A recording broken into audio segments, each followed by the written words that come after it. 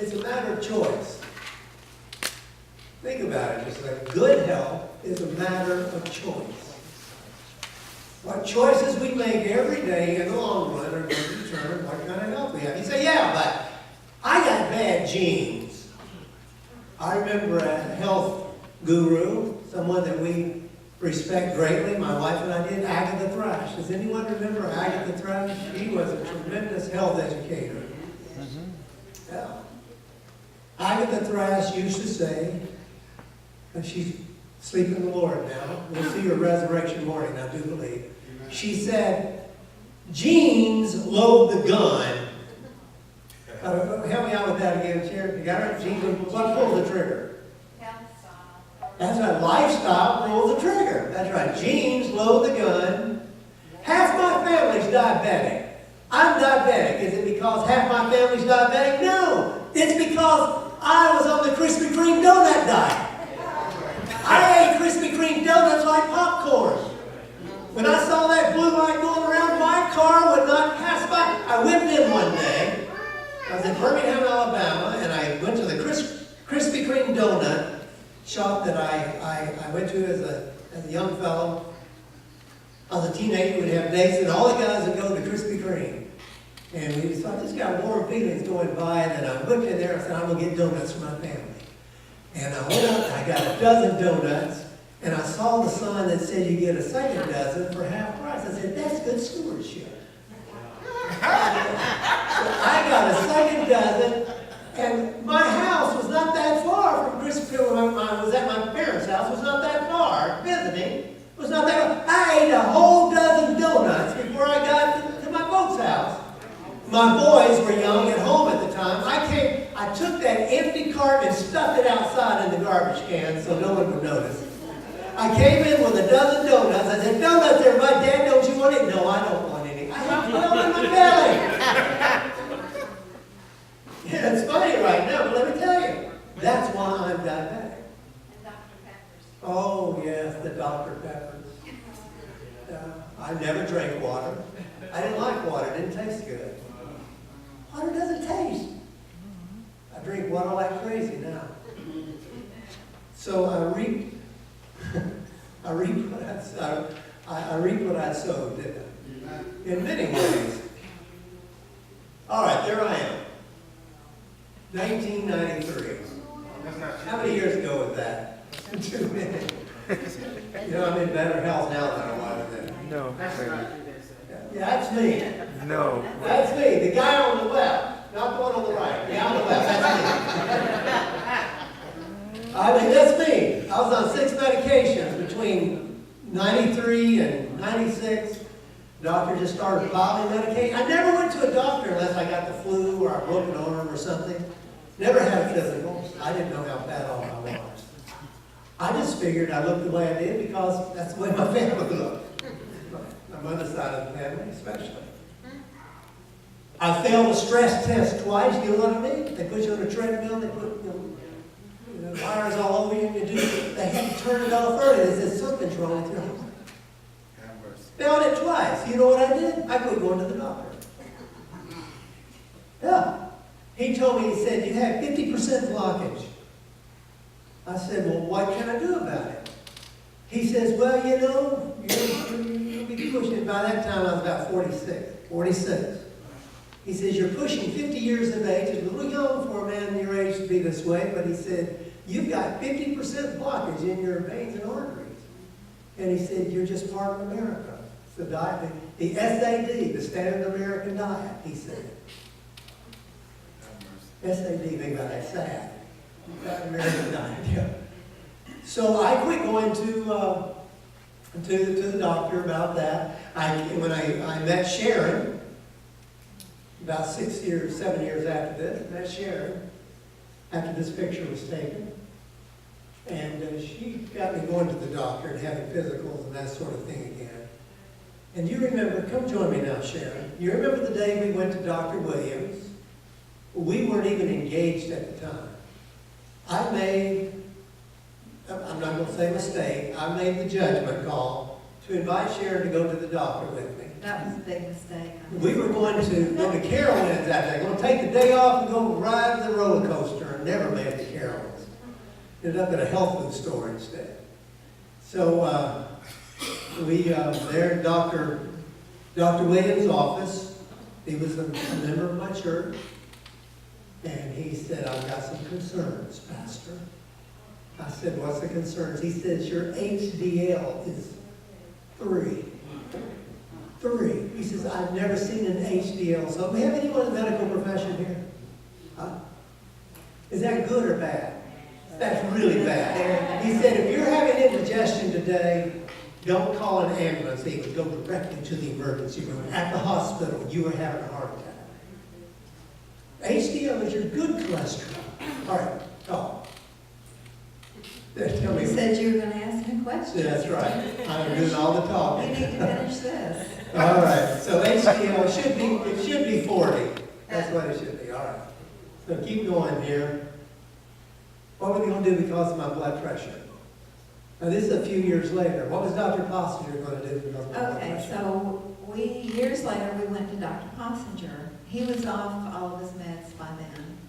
This was, Did you get that? We had tried to get me off meds by getting my numbers right. and we did, but we went to Dr. Possinger. Yeah, He had been kind of slipping a little bit. Yeah. And Dr. Possinger started writing prescriptions, 6 more prescriptions for his blood pressure, for his diabetes, for everything. Statin drug. Yes, a statin drug. I wasn't taking my baby, my aspirin. And I said, Dr. Possinger, could you give us a few minutes? I need to talk to my husband privately. He said, oh, sure. So he left. And I said, Charlie, we're not doing this. I said, your health is going to take a nosedive if you get on all these medications.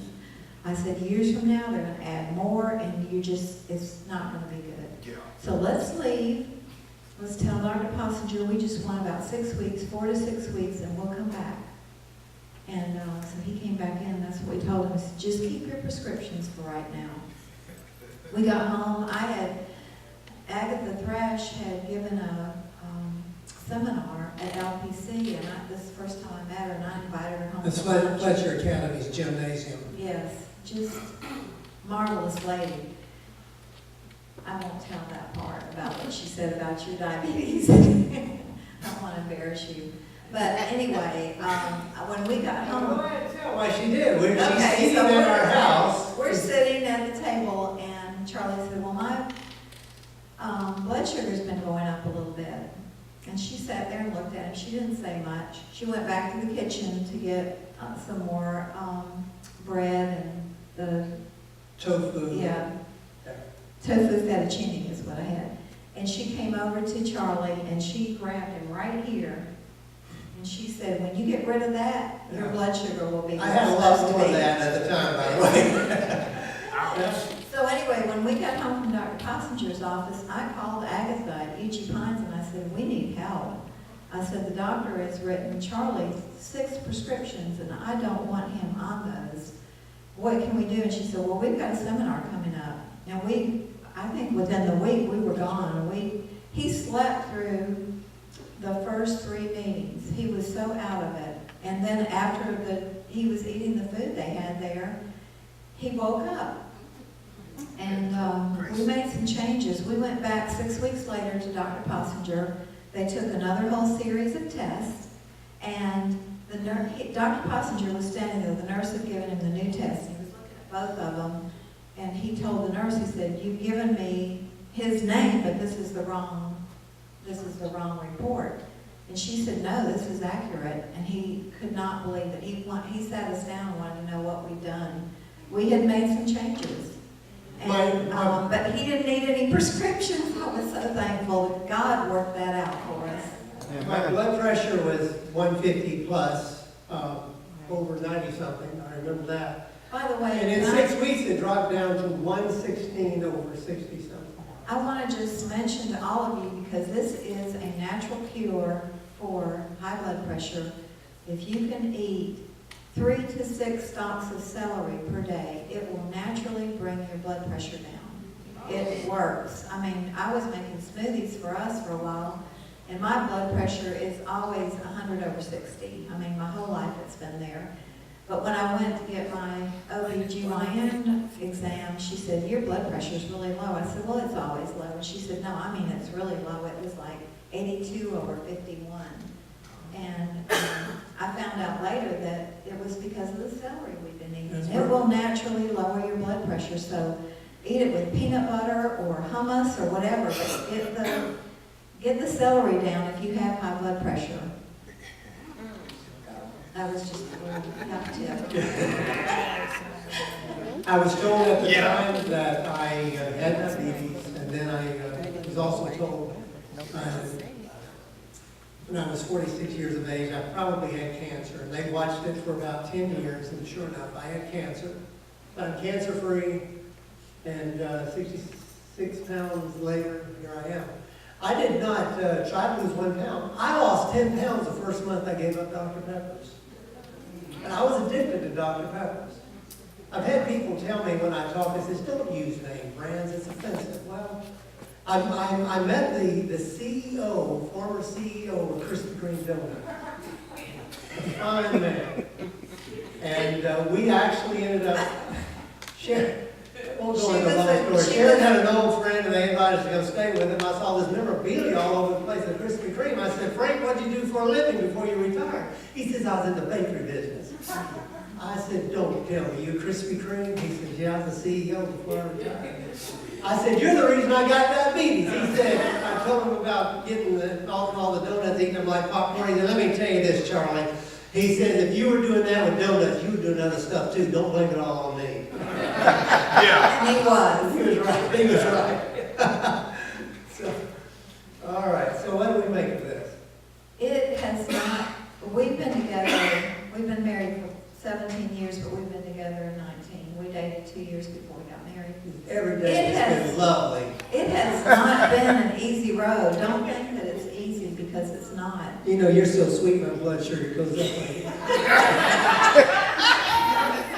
I have told him so many times, I said, I should be the diabetic because I can stay on the diet. It's tough. He's had a rough road, but we are there. He's doing CrossFit Monday through Friday We're from doing 6 it to here. 7. We're doing it here too, but we do it at home from 6 to 7. We called ahead. We don't go home without knowing where we're going to exercise. It's all part of it.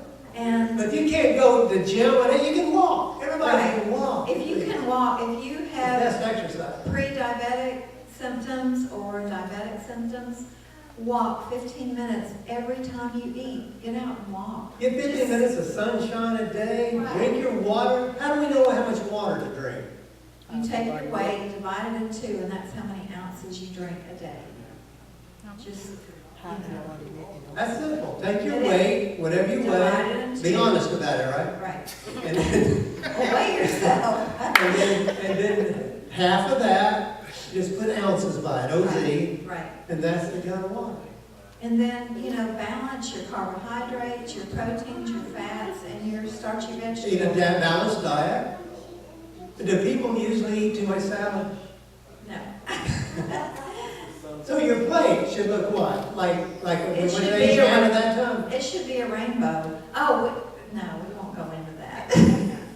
I'm not gonna pick on you too much. We went to an tonight. Asian restaurant one time. Oh, it was, and I loaded up my plane came and it was all brown. I was You know, ready the to walk brown out. sauces and all that. She was really upset. She I says, said- make your plate colorful. It was supposed to be a rainbow. I said, your plate should be a rainbow. For diabetics, if there's any diabetics, pre-diabetic or diabetic, there's one food you should have at every single meal, and that's beans. Even for breakfast. Fix edamame or something, but you should have beans at every single meal. And the other one is greens. Greens. Greens and beans for diabetic. And for anyone, the diabetic diet is absolutely the best diet that's out there. I It's think. the diet you're on, right? Yes. So, thank you.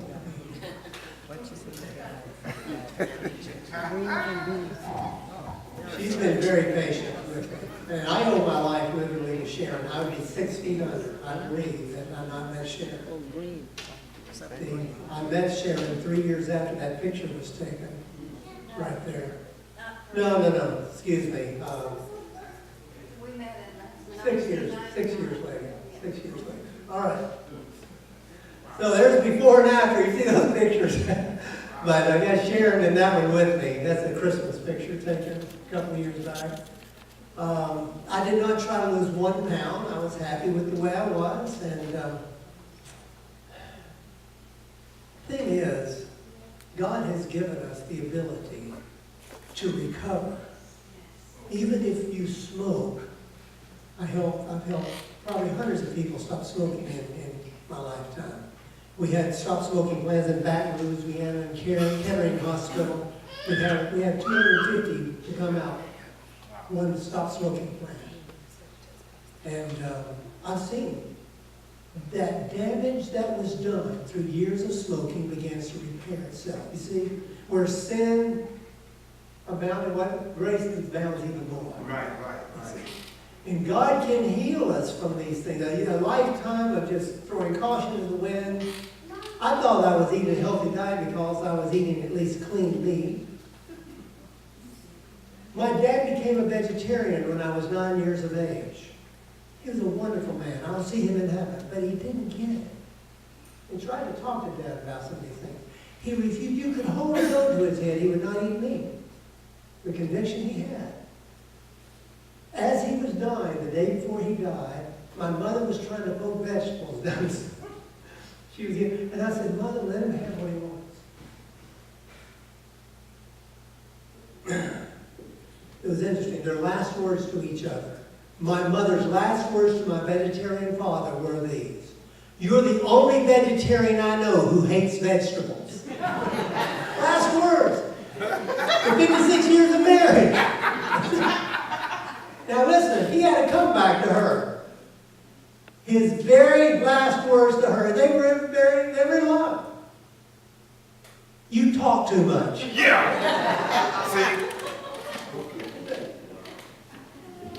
Choices. The choices. Did you know that a smoker who exercises lives longer than a non-smoker who doesn't exercise?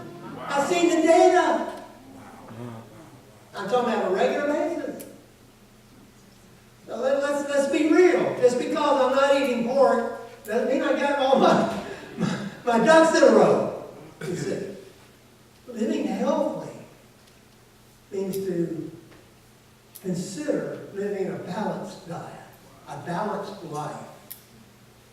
Every morning, I determine already, I'm going to eat tomorrow. I've already decided. Have you decided tomorrow you're going to eat? How many are going to eat tomorrow? No, I'm going to eat. Huh? How many of you plan on eating the next day? Raise your hand. I'm not going to ask whether it's 2 meals, 3 meals. You're going to eat. That's it. And that's the way it is in my thinking about, I'm going to exercise tomorrow. I'm not going to live throughout the day without exercising. I mean, I'm going to get up and move around. I'm really going to exercise. And the next day I will too. And the next day too. It's just a part of my life.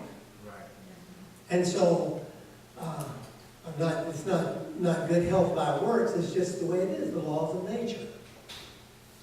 All right. 3 John, the 2nd chapter, says, Beloved, actually there's only 1 chapter, so the second, that's the verse. That's the verse, that's right. Beloved, I pray that you may prosper in all things and be in health, just as your soul prospers. The Bible teaches that we are whole persons. God wants us to save us completely. Not only does He want our souls, He wants us to live healthy, happy lives. Physically, mentally, emotionally, spiritually. He wants us to be whole. When Jesus was here on earth, we know that He healed. He spent more time probably healing and taking care of the physical needs of people than He did preaching. They would listen to Him because He was taking care of their felt needs. In James, the 5th chapter, the 14th verse, we are told what to do if someone is ill. I have been anointed. When I had cancer, the elders of the church there in Hendersonville, North Carolina, came to me and they said, Pastor, before I could even request it, they said, Pastor, we want to anoint you. And we read this passage, James, the 5th chapter, the 14th verse. Is any sick among you? let him call the elders of the church and let them pray over him